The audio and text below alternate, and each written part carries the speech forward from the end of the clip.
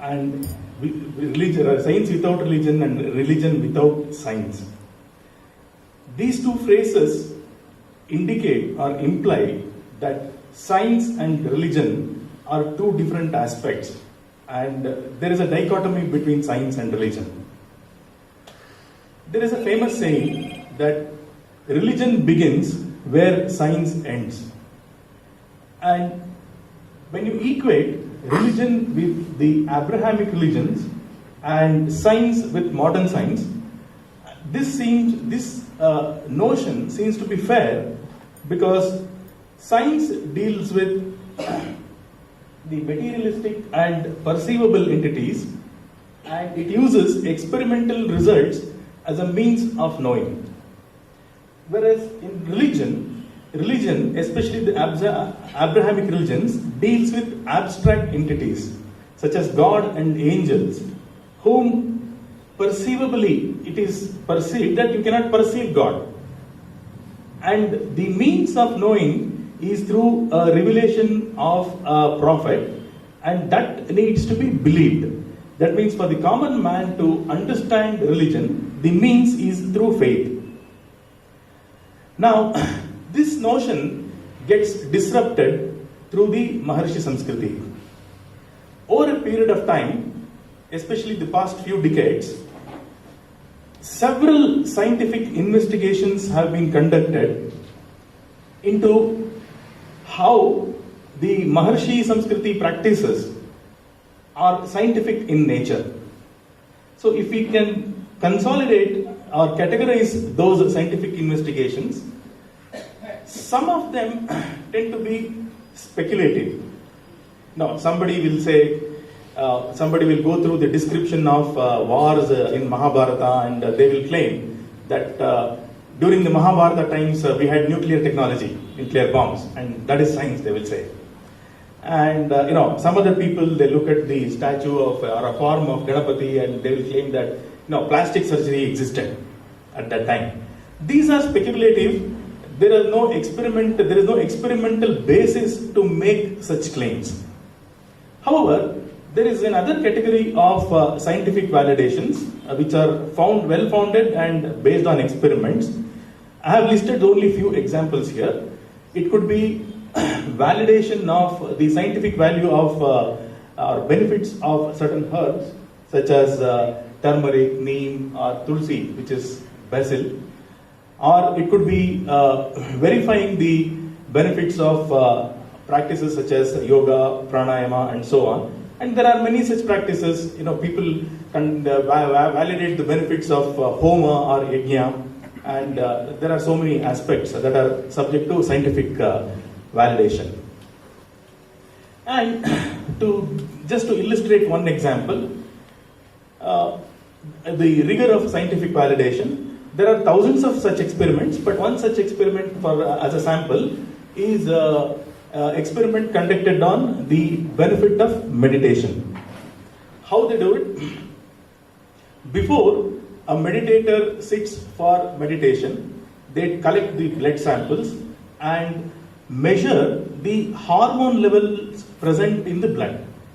In this particular experiment, they have measured the level of serotonin and cortisol. Serotonin is a hormone which, when increases, it increases the level of peace of mind in a person. On the other hand, cortisol is a hormone which increases anxiety and stress level when it increases. So they measure the levels of serotonin and cortisol in the blood, and after the meditation, during the meditation, they will take one more blood sample, and after the meditation, they take another blood sample, and when they measure and they establish that, if you look at the yellow line over there, that is during meditation practice, that is the for the serotonin, and it is about the meditation, the meditator, and the blue line represents for those who are not meditating, and so on. So you can see that the serotonin level has increased, cortisol level has decreased significantly during the meditation, and it has increased after the meditation, but not to the level that it was before the meditation. So it has increased to some extent, but not overall. The overall impact is that the stress level has reduced.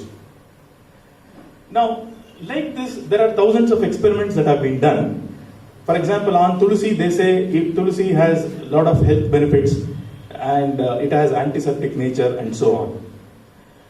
Now, in these experiments, the key characteristic of these experiments is that these are conducted using modern scientific methods and the measurements are done using modern scientific parameters.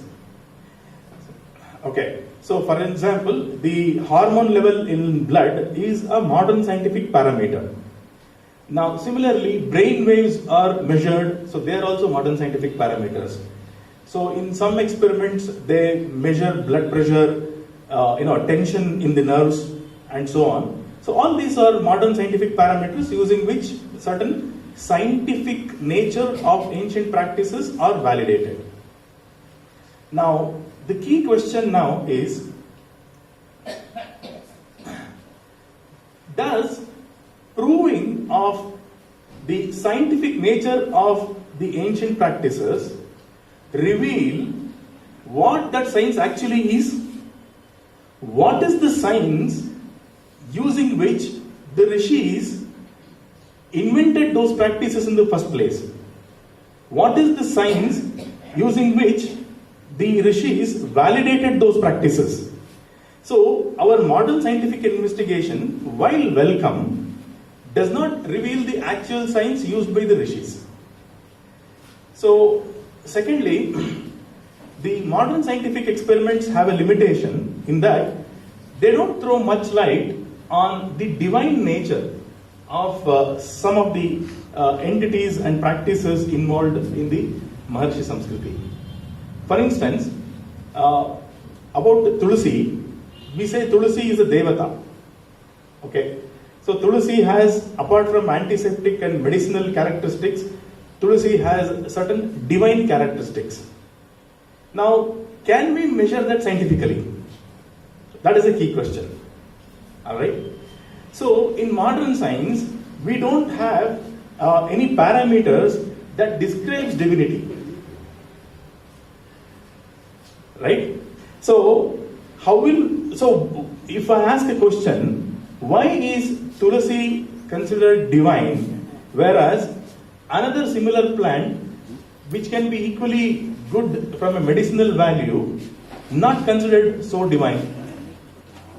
So, in order to answer this question, we have to we have to resort to the Maharshi sciences or the Arsha Vijnana, because modern science has limitations.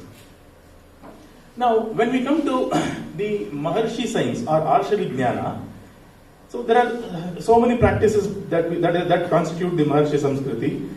The way we dress, the type of art forms, the way we worship, and so on, the way we construct houses, our medicinal forms, and the way we treat metals, and so on. So there are a number of aspects. Now, all these practices are guided by Shastras. So, Shastras such as the Jyotisha, Dharma Shastra, Sankhya, Ayurveda, and so on. So, these Shastras form the basis for all the practices of the Maharshi Samskriti, in other words, called the Hindu practices. So, now, when we refer to Shastras, what do the Shastras convey? Shastras, in a more or less, they give us empirical guidelines. It constitutes do's and don'ts. They are application oriented. So, for example, if you go to, if you consult Vastu Shastra, it says this is how you have to construct the house. This is how you have to take measurements and so on. And it deals with certain elements, and there is cause-effect relationship, but there are no experimental results or results from experiments conducted in controlled environments to back as theory behind those practices. Okay. So this is where we are left with Shastras. We don't know why we have to do it. Okay. what is the cause of it? So, I mean, there are certain parameters. What is the cause-effect relationship between these parameters? That is not explained. We know that there is a cause-effect relationship. To that extent, Shastras elaborate.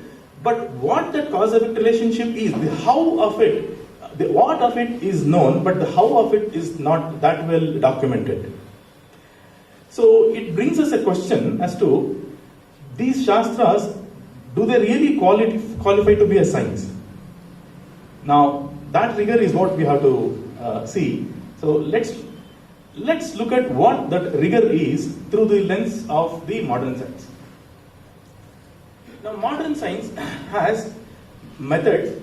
For example, modern science depends on experiment, observation, inference, and theory, experiments, and experience as the method. So, which means a scientist observes the phenomena, he conducts an experiment, observes the results, and draws an inference, and comes out with a theory, and that theory is subject to again experimental validations by others based on the theory. And when these experiments prove the theory over a period of time, when experience shows that this theory is true, the theory gets accepted through the experimental basis.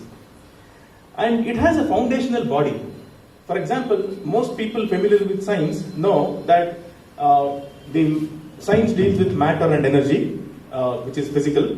So the matter is further divided into 108 elements, the 108 types of atoms, and then energy deals with magnetic energy, electrical energy, kinetic energy, potential energy, and so on. And it is the relationship between these parameters that constitute the modern science.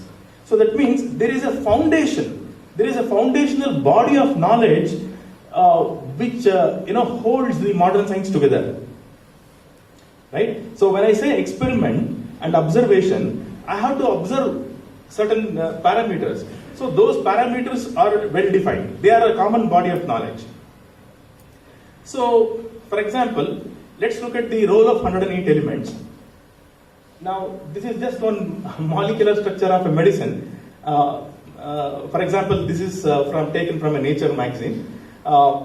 This is the molecular structure of a medicine which can cure breast cancer. So a scientist keeps experimenting with various materials, and when he or she strikes at that particular combination which can kill the particular virus or a bacteria, then they freeze that molecular structure and they pass it on to the healthcare companies or pharmaceutical companies, and then they mass produce based on this by replicating this molecular structure. Or if you go to civil engineering, now in civil engineering they study the load and the expected life of a bridge, for example, and accordingly they will decide, they test the soil, strength of the soil, and then decide what type of materials should be used, what should be the strength of the material, and so on, so that the bridge can withstand that weight. Now, how do we define the particular material which has a specific level of strength? Again, through molecular structure. Or if we take the computer industry, we need semiconductors to manufacture chips. So, what is the exact metal that should be, what exact alloy should be used to manufacture semiconductors? Again, it is molecular structure. So whether it is biology or electrical engineering or civil engineering or electronics engineering or whatever field of science you take, these 108 elements constitute the foundation. So similarly, the relationship between these elements and energy, there is a relationship between magnetic energy and electrical energy and kinetic energy, and so on, potential energy and electrical energy, using which electricity is generated, through electricity fan is run, and so on and so forth. So there is a very well-founded body of knowledge that drives modern science. Now, when we speak about the Maharshi science, Maharshi culture, and Maharshi sciences or the Arsha Vijnana, does it have that level of rigor? Does it have a similar foundation? Does it have that level of rigor? So these are the questions that need to be asked. So is there an independent science which we can call Arsha Vijnana? If so, what are the foundational elements? What is its scope? Now we said earlier that modern science doesn't touch the divine aspects. So it deals only with the material world. Now, does this Maharshi science transcend the material world and touch divinity also? Does the spiritual world? What is the scope? That we have to see. Okay. And what are the methods used by modern science, the Arsha Vijnana? So these are the questions that we need to ask. And that answering these questions is primarily the scope of this lecture. The purpose of this lecture is to illustrate Arsha Vijnana as an independent form of science, which has its own foundational elements, its own methods, and it has a scope which encompasses material world and the spiritual world. So let's see what this science is. While talking about this science, we have to go back into the very origin itself. And while talking about the origin of Arsha Vijnana, let's touch briefly how the modern scientists work. We earlier said that the modern scientists resort to experiment, observation, and inference. Now, this observation is through the senses. The rishis, they observed this very process of observation itself. Okay, so what do I mean by that? So let me elaborate. Now, when we say we are observing, we engage our mind with our senses, and the mind and senses combined together, we engage it with the external world to form sensory perception. So that is what is observation. For instance, when children are studying seriously, and when their mother calls them, hey, hal kudi baro, like that, so even though the sound waves would have fallen on their eardrums, they would not have heard. Okay, like that the mother may admonish, and the student has to answer, no, I didn't hear. So even though he was in the audibility range, because the mind was engaged somewhere else, the sound perception did not form. So hence, so mind has to be engaged. So if the mind is not engaged, there will be no observation, physical observation, sensory observation through the senses. So now, what if this mind is disengaged from the external world? In this example of the student had disengaged the mind from ear, but he had engaged it through the eyes and intellect because he was studying something. But what if the mind is disengaged from all the five senses and turned inwards? So that is the question which was asked by the rishis, who did what is called as tapasya, turned their mind inwards, and they discovered that when you turn the mind inward and go to the bottommost level or the core of one's own existence, they reach a state called samadhi, or that state is also called turiya, which is also called the fourth natural state. Human beings, we are all familiar with the three natural states called Jagrat, Swapna and Sushupti. Jagrat is the awakened state, which we are all in right now. I hope after some time, in the lecture nobody will enter Swapna or Sushupti. So, I hope to keep everybody in the Jagrat state throughout the lecture. So, the Jagrat, Swapna is the dream state and Sushupti is the deep sleep state. So, they say the human being actually has four natural states, and the fourth state is Turiya or Samadhi. In this state, a person or the tapasvi will have a vision of the innermost being, which is called the Paramatman. And a little one step before that, he perceives himself, the Jiva or the Atman, as a form of light, and the Paramatman as a form of light which is billion times brighter than the sun that we see externally, and experiences this joy that is multi-billion fold more than any joy that we can experience in the sensory world. So this experience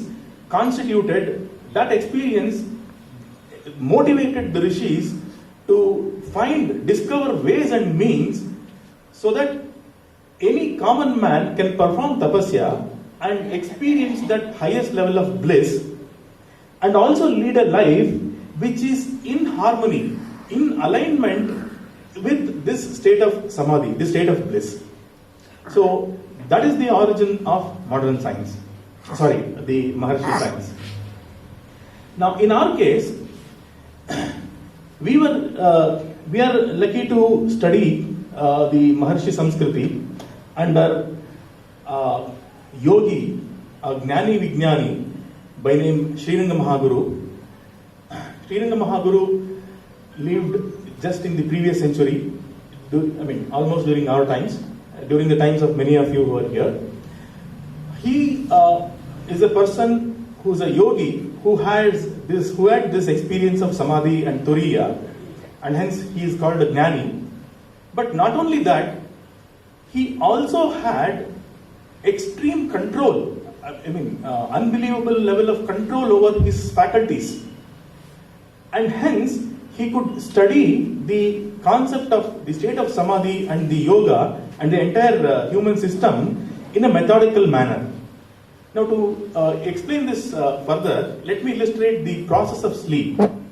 Usually what happens when a person gets the enlightenment, or when that person becomes a jnani, I will compare that with a normal person sleeping. So we all lie down, and the moment we rest our head on the pillow, we go to the sleep state.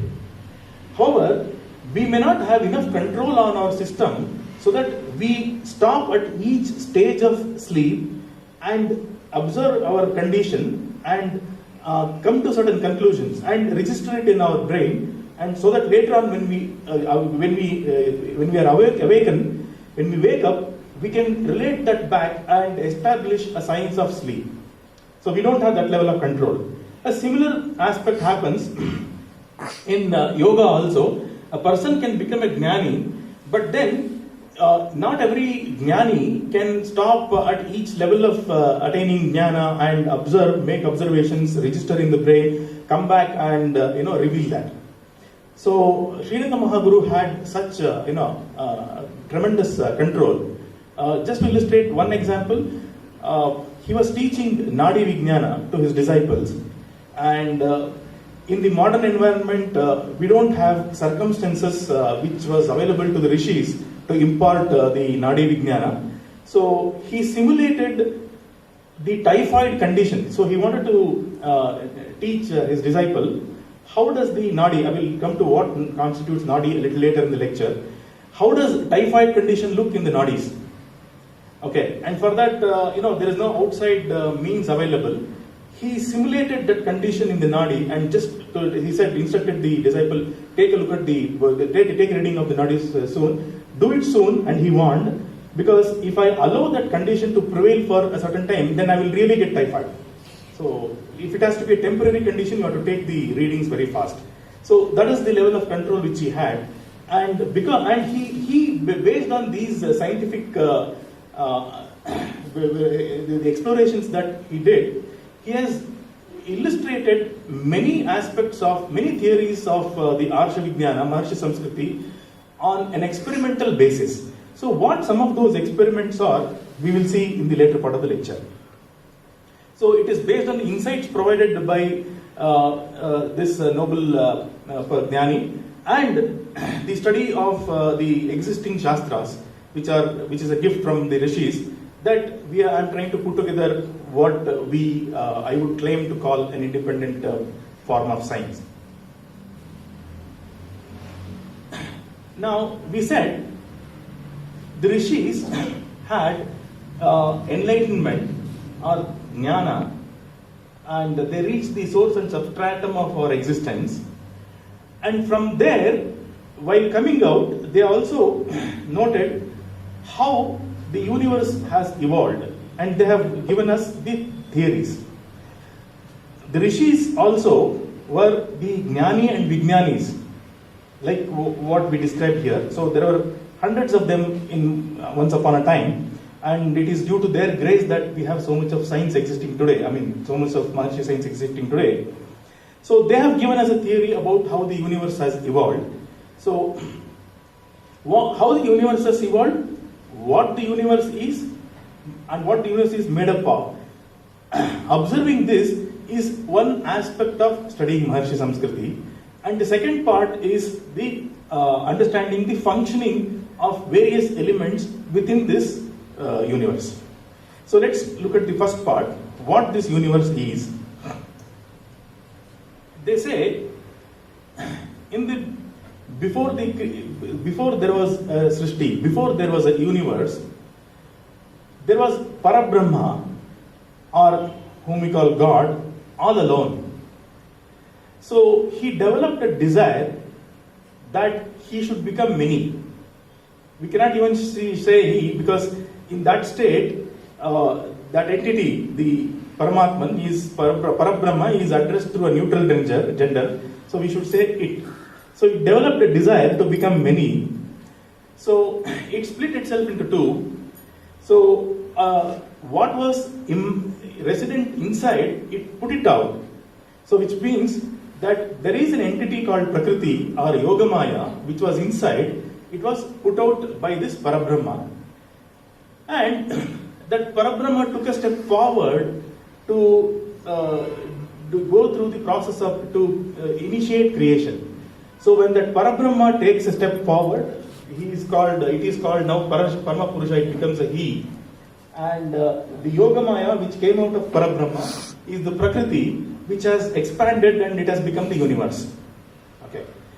So what are the stages of those that expansion, we will see a little later. Now based on this, from the Parabrahma sprouted many jivas, what we call as from a divine fire sprouted divine sparks. So they are called the jivas. So Deva, Jiva and Jagat put together as an entity is called Tattvatraya Siddhanta. I think there is Tattvatraya Siddhanta. What is Tattva? I'll get to it a little in a while. So Deva, Jiva and Prakriti. So now there is another notion which governs the Maharshi Samskriti, which is Yat Brahmande Tat Pindandam. Now the human body is called Pindanda, and it is said to be a miniature model of the bigger universe. So the bigger universe is called the macrocosm, and the Pindanda, the human body, is called the microcosm. So the whatever elements exist outside, those elements exist inside also. So the rishis, in order to understand the universe, they understand the human body. Okay. So how, as we explore further in this lecture, we will be establishing some of the links between the external universe and the human body. So so basically, to summarize, this Tattvatraya Siddhanta says that every human being comprises of three entities. One is the Paramatman, Deva, who resides in the body and they control certain automatic functions. For example, when we take food, consume food, the food gets digested, and there is so much of the cycle that happens. When food gets digested, it gets divided into Sara and Pitta, the essence and the excretion, and the essence also gets further distributed throughout the body into blood and muscle and so on and so forth. Now, how does this happen? It happens through a system which has its own intelligence, and this is governed by Deva. Now, Jiva are the individual beings, so we are all Jivas, we are all different entities. Now, we are the ones who are going through the experience of the world. So, it is the desire of the Jiva that drives how a person is functioning. So, I want to conduct, so it is the Jiva which desired that we should come to the lecture today, and we all have come here, and so on. So, Deva controls the automatic functions. And Prakriti, we will see in the next slide. So this Prakriti is the system. The system, the automatic functioning of the system controlled by the Jiva, and the Deva and Jiva, who is like who is the driver. So if we can compare this with a car, Or if we compare with a chariot, so that is a better comparison. So there is a charioteer. So the charioteer, says wherever the rathi, the passenger directs, so they drive the vehicle accordingly. And the horses are our faculties. So the whole body is the ratha, the car. So, and the horses are our sensory organs, and the driver, the Sarathi, is the Paramatman himself. And so basically, according to the will and wish of the Jiva who is resident in the body, the Ratha moves. Okay. So each Jiva has a certain endowment based on the karma, and within that endowment, whatever is possible, the moment the Jiva wishes, the Paramatman, fulfills it within the body. For example, if I want to lift this mobile, I'll be able to lift this mobile because in my endowment I can lift this much weight. But if I want to lift some 200 kgs, in my karma hasn't made my body strong enough to do that, and I will not be able to do that. But somebody else who has worked for it, and his karma has led his body to lift 200 kgs of weight, and he will be able to lift it. So on. So now, having come up with the model of the human being as consisting of the three tattvas, let's spend a little time on what is tattva. The word tattva has a verb root called tana. Tana means, the meaning of verb root tana means vistare. What is vistare? So this put together, a tattva means an entity which is a node in the expansion tree of the universe, or an expansion tree of this human body. Alright, so let's see what is these tattvas are. So we saw one tattva here, which is the Prakriti, Mula Prakriti, and that gets expanded into 24. So there is a Mula Prakriti. So it says the Sattva, Rajas and Tamas in equilibrium, and it is called Avyakta. So we don't see that directly. And so the Mula Prakriti is said to be comprised of what are called Trigunas, Sattva Guna, Rajoguna and Tamoguna. And when these three gunas are in an equilibrium state, this Mula Prakriti is static. And when the Mula Prakriti is in that state, the person goes through the state of Samadhi and he has the visibility of the light which is inside. And when the equilibrium gets disturbed, that is when there is a Triguna Vaishamya, the Mula Prakriti changes its form, and out comes from the Mula Prakriti is Mahat, or it is called Buddhi, or the intelligence. Now Buddhi, when it changes, the next stage of Buddhi is called Ahankara.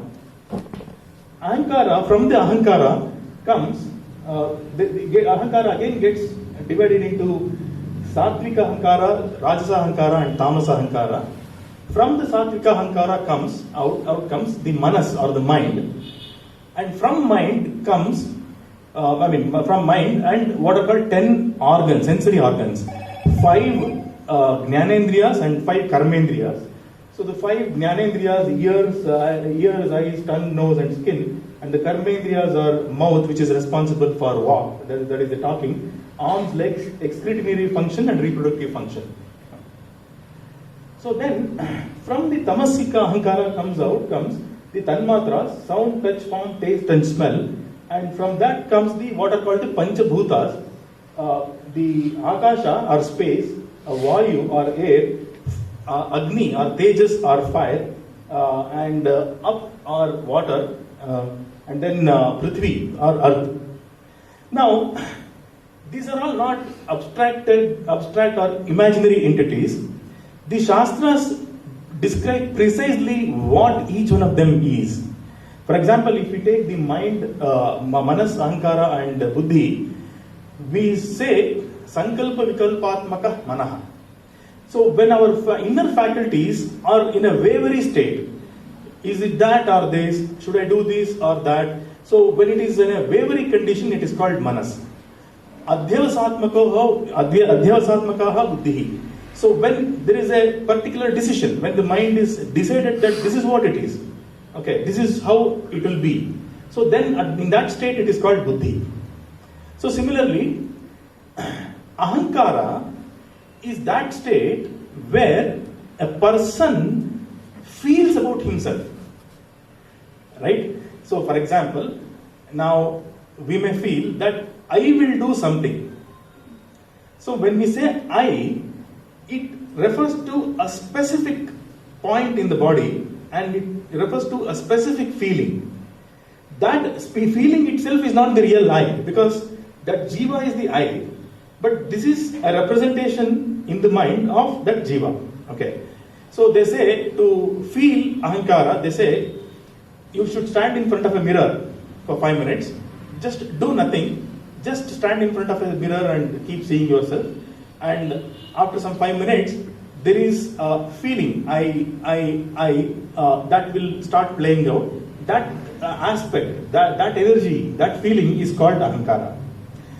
Now in Kannada local language, when a person is rude and when he has a false ego, a bloated ego, we call that ahankara, but in strict terms that should be called durahankara.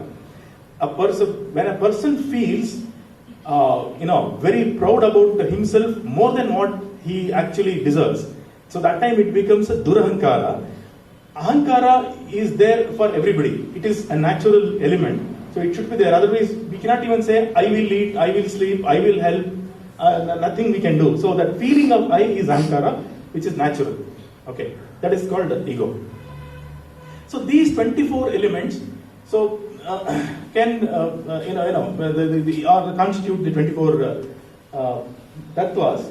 So they are the elements. They are all the entities which is there in the each node of the expansion tree, and they further get expanded into 96 principles.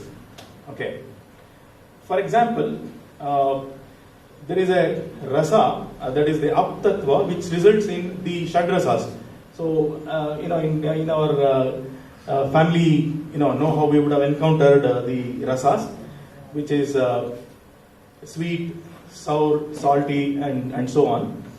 And vayu, we saw vayu or air element is one of the elements, and that gets expanded into prana, apana, vyana, udana, and samana. And agni becomes a pachaka pitta, alochaka pitta, vrajaka pitta, sadhaka pitta, and so on. And then there are tridoshas, there are trigunas, and so the sapta dhatus, which are all they form the 96 elements. Now, are these elements in one of the previous lectures, which was predominantly based on science? I asked a question about one of the vayus called Dhananjaya Vayu. The speaker answered from a modern science perspective, though personally he had other beliefs. The modern scientific belief is that the entities that we are talking about, they are abstract. So similar to God in Abrahamic religions, but that is not so. So these are all specific entities. I will try to touch upon these entities to a little extent. Now, we have Vayu, which is divided into Prana, Apana, Vyana, Udana, and Samana. Right? Now, are they specific entities or some of the abstract entities? Okay, let's see. Now, the Shastras say these five, they describe specific characteristics, the specific size, shape, color, and of all these Vayus. They say Prana is a pressure or a force acting inside the body from the heart to the up to the face. Okay, and Apana is a force which acts from heart to downward till the anus. Now it is because these forces act like a piston that we are breathing. Right? So when we say Vayu is equated with air. But Vayu by itself is not air. In a way, Vayu is an expanded form of the force which is Vayu. Okay. Now, how can these forces have shape, type, and everything? Now, because most of us are now familiar with internet and we have TV, we see that there are many types of hurricanes, tornadoes, and cyclones, and so on. And each of them are given a different name based on its signature pattern, right? So hurricane has a spiral form, whereas cyclone has a different form, and so on. So which means the air that we see outside, it is caused due to certain differences in the atmospheric pressure, right? It is due to a force that the gas particles get sucked and which forms the air. So now, how does what is the shape of the cyclones and hurricanes? That is what makes the air particles go in that shape, and it gives the shape to the cyclone. So similarly, though we don't have the exact cyclones inside the body also there is a force which is acting, that is the prana and apana. How can we ascertain that? When we breathe in, everybody can observe at their own leisure, we feel that the breath is going downwards along the spinal cord. So when we take a deep breath, it goes and it is actually our abdomen that gets expanded and allows for the air. Now, however, if we see the physical structure, the respiratory organ, that is the nose, is connected to lungs, which is on either side of the chest. So it is not only the chest, but abdomen also which moves. So, and when the forces, you can also appreciate that when a person develops indigestion, when a person has to pass the bowel, it is a downward force which acts from abdomen and side, and it pushes the excreta through the anus, so which is responsible for that. So these are the forces that are acting in the body. So each force has a different characteristics, different function, different shape, different type and color, and so on. So here we are showing prana, apana, vyana, udana, and samana, and there are similarly the 5 gets expanded into 10, and 10 gets expanded into 14, and 72, 70,000, and so on. So similarly, Tridosha, many of you will be familiar. Whoever has consulted an Ayurvedic physician, they will say Vata, Pitta, and Shleshma. So when they develop gas, after having an indigestion, they'll say, no, Vata dosha, we have a Vata dosha. So if the bile juice has increased, then they will say we have a Pitta. And if somebody is very angry, we use the word Pitta nettige, Pitta jasti aaytu. So like that we use. So, and similarly, when somebody develops a phlegm, then we say that person has developed the Kapha dosha or a Shleshma. So there are some 3 doshas, and the 3 gunas, the Sattva-guna, Rajoguna, and Tamoguna. So the 3 gunas, Sattva-guna, Rajoguna, and Tamoguna, they are attributes, or they are 3 attributes of anything that has come out of Prakriti. The Jiva and Paramatma are beyond the 3 gunas. Anything that we see in the world is subject to the 3 gunas. So there are 3 energy components: Sattva, Rajas, and Tamas. So the Sattva guna acts in the upward direction, the Rajo guna acts in the horizontal direction, and Tamo guna acts in the downward direction. And so the characteristics of each, when a person has Sattva dominance, what will be the characteristics of such a person? So Sattva causes a person to be light and knowledgeable, and so on. Rajoguna makes a person very active, and if there is excess Rajoguna, then that person becomes hyperactive. If there is Tamoguna, it makes a person little sedate and idle. Okay, and so if the Tamoguna increases beyond a certain extent, then that person becomes very inactive. And Tamoguna is what induces sleep, and so on. So basically, so these are all the parameters. Now we have seen roughly what these 96 parameters are, some of them. We earlier said that while dealing with modern science, there are 108 elements, and the interrelationship between the different types of energies and these 108 elements that constitute constitute modern science. Now, in Arsha Vijnana, we asked a question whether there is any foundation. So, the knowledge of these 96 elements constitutes the foundation for Arsha Vijnana.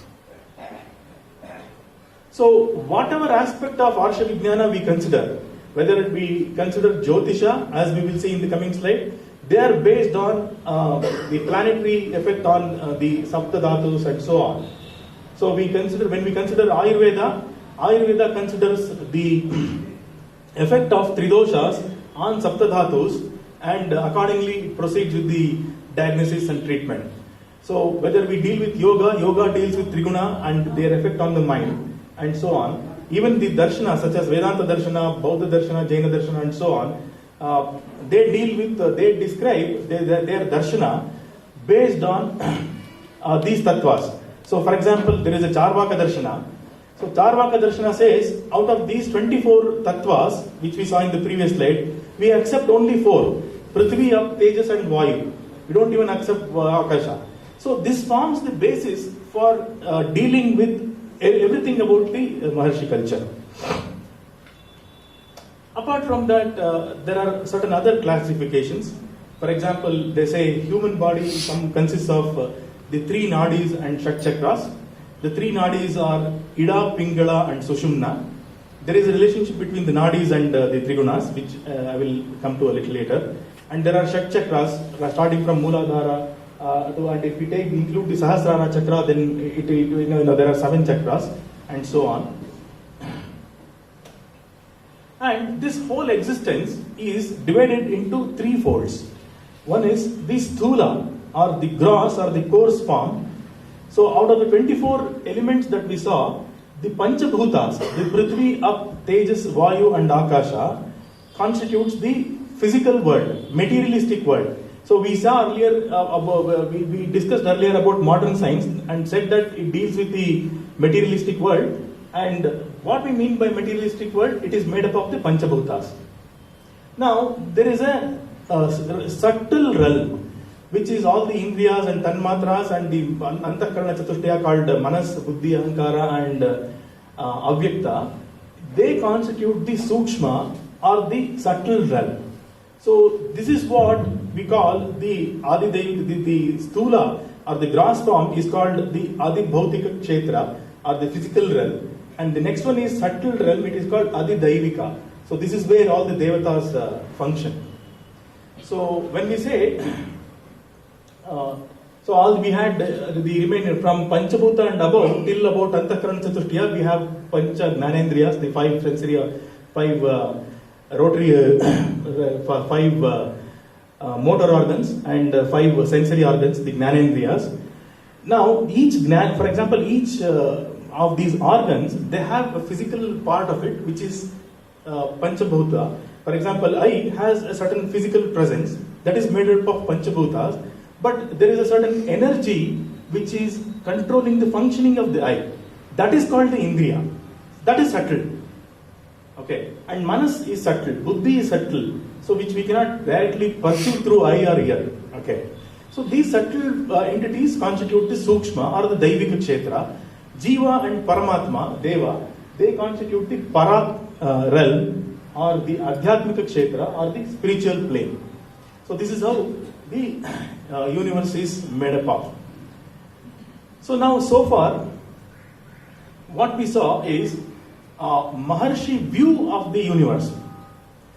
Okay, so we said earlier, compared to modern science, that modern science views the whole universe to be made up of matter and energy, and matter is further subdivided into 108 elements, and there are energies. So that is the universal view, and these 96 elements and some of the other aspects. There are many aspects to be studied, but I am just giving certain sample points of view here. So this constitutes the view of the universe or the human body according to the rishis. Now, having said that, what is our positioning here? Like how the modern scientists have established the origin of the universe through a Big Bang theory and through certain experimental results. Do we have a well-established experimental basis to do this? We may not have. So, hence, we don't make a claim that this is already an established science. But however, I would like to make some limited claims about the theory that is presented so far. What is it? One is, the entities described here are objective and not speculative or vague.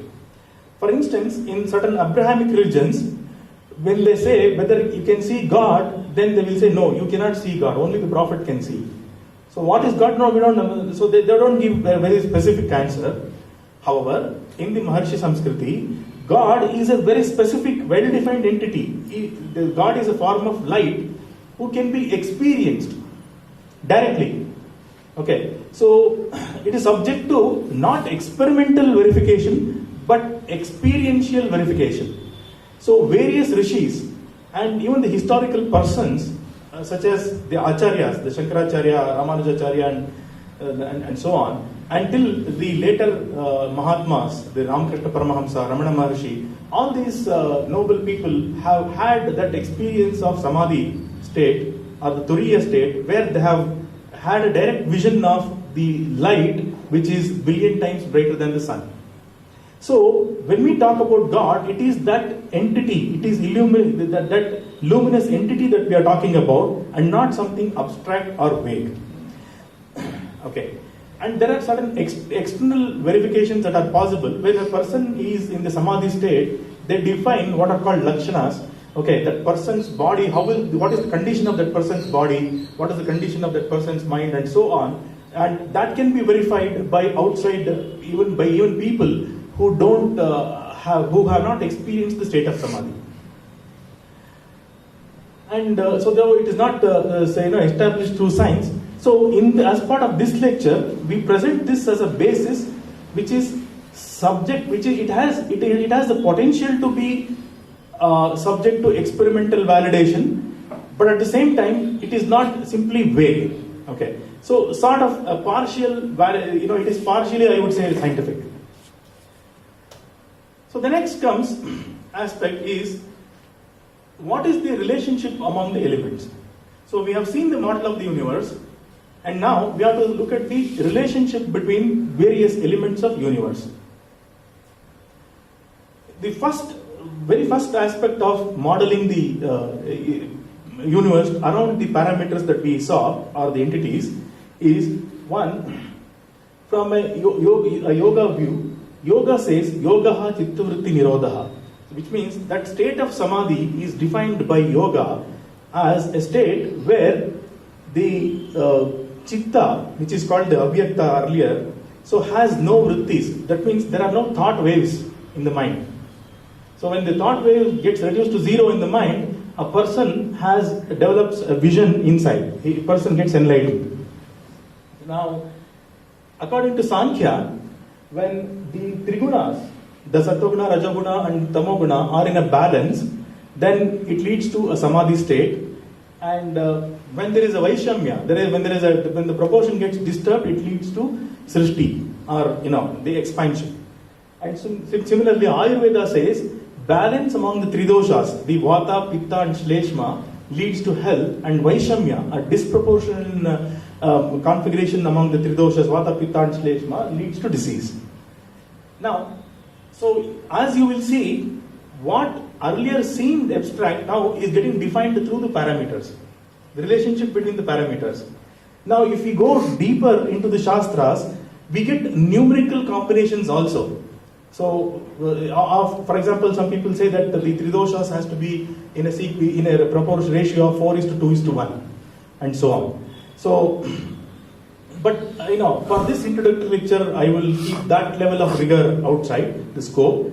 So we are now coming into the defining what seemed abstract through relationship between the parameters. Now, when it comes to the scope, we said earlier, the Maharshi Sanskrit science spans from materialistic world to the spiritual world. So how? If there are parameters in the material world which have a relationship between the parameters in the subtle world, which then have relationship with parameters in the Adhyatmika plane, the spiritual world, then we are establishing cause-effect relationship across the realms of existence.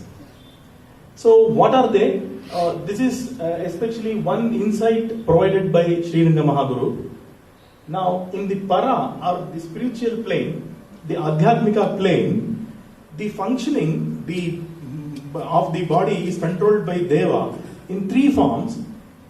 These three forms are called Srishti, Sthiti and Laya, and they are controlled by Brahma, Vishnu and Maheshwara. So the Deva performs three functions, and while performing each function, the Deva acquires a different name, Brahma, Vishnu and Maheshwara. How do these Trimurti, they are called Trimurtis, how do they work? When their influence in the subtle plane, that is the from Mahat till the Panchabhutas, it is influenced through Trigunas. So they say Brahma acts through the Rajoguna, Vishnu acts through the Sattvaguna, and Maheshwara acts through the Tamoguna.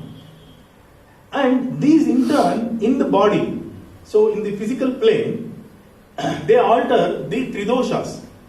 So how the Trigunas have a relation, there is a little complex relationship between Tridoshas and Trigunas.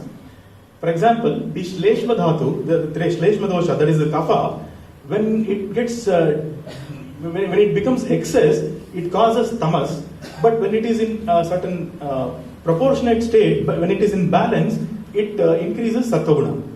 So Shleshma is responsible for Sattva and Kapha. And like that, there are relationship between the Trigunas and Tridoshas. So this is how the modeling of the whole realm of existence spans right from the Adhyatma plane to the physical plane. Now, the modeling goes further. The Shadrasas, such as Madhura, sweet, Amla, sour. So it has a relationship on the Panchabhutas, that is the Prithvi and up. For example, Amla has a relationship between Prithvi and Tejas or Agni. And it is Doshahara for Vata and Pitta. So this in turn has a relationship between the three doshas, Vata, Pitta and Shleshma, and this is how it is used. And this relationship is used extensively in Ayurveda. Okay. And relationship between food and devatas. So again, this is a relationship of entities from physical plane to divine plane. So in all our festivals, we would have seen that a certain type of food is dear to a certain type of deity. Now, there are questions that are used. See, we perform a puja and then it is we who consume that food, not the devata. So it is dear to us. Why do we say that it is dear to that devata? We ask a question like that. Now that can be answered through Arsha Vijnana. That I will do when I come to the experiment section in a short while.